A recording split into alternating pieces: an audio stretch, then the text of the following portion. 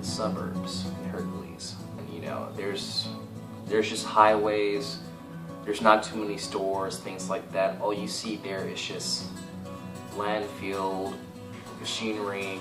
But it was the key for me to think outside the box, because once you see things from a different perspective, it changes the way how you think. I didn't make too many friends at that time. The only friends that I have was like, you know, still do.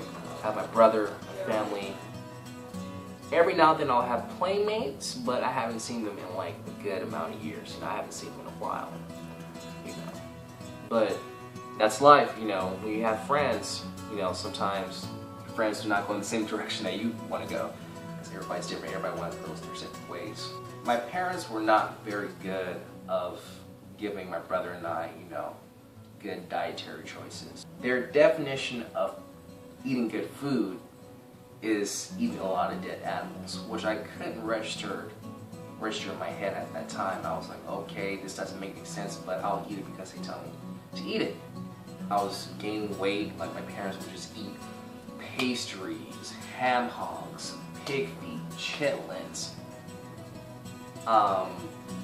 baby back ribs, hot wings, you name it. They would just bring on like junk food to the place instead of making home cooked meals. And even if my mom made some home cooked meals, it would be like some burgers or some ham hocks. That's about it. Like some healthy foods like lean fish or something like that. But other than that, it would be gumbo, all the things that I mentioned. And so that caught up to me. And so I was getting big, because when I was like a kid, when I was like a small child, I was super skinny. Like, I have photos of myself going to that Oakland Zoo, wearing like a good shirt and all of that. You know, just looking handsome. You know, now they look handsome right now. I don't know about that. Well, yeah. But it's just dietary choices, man. And so my parents weren't so much. They're a good influence on me, but not so much in eating healthy foods. And so years later, I almost weighed 350 pounds. And so my brother encouraged me to go to the gym with him. He's like, look man, you need to lose some of this weight. Like, he was trying to tell it to me soon, you know, sooner than later. Dude, attack this right now so you won't live your life trying to do something that you could have done years back. Do it now. And so he used to take me to 24-hour fitness. I remember one time playing basketball, he was working out me hard, I couldn't keep up. And my parents didn't teach me about hydration, they didn't teach me about getting good hours of sleep, and if they did, they would just tell me, oh, you just need a good hours, 8 hours, 6 hours of sleep, and that's about it. Okay, cool. But that's about it. You know, my dad doesn't have, like, I tell them, like, you guys need to change the diet. We are, but they're not. And so, by the time I got into middle school or elementary school, I used to be called like fat so many times, like, James, you're so fat, man, you're crazy. They used to call me like fatty cake.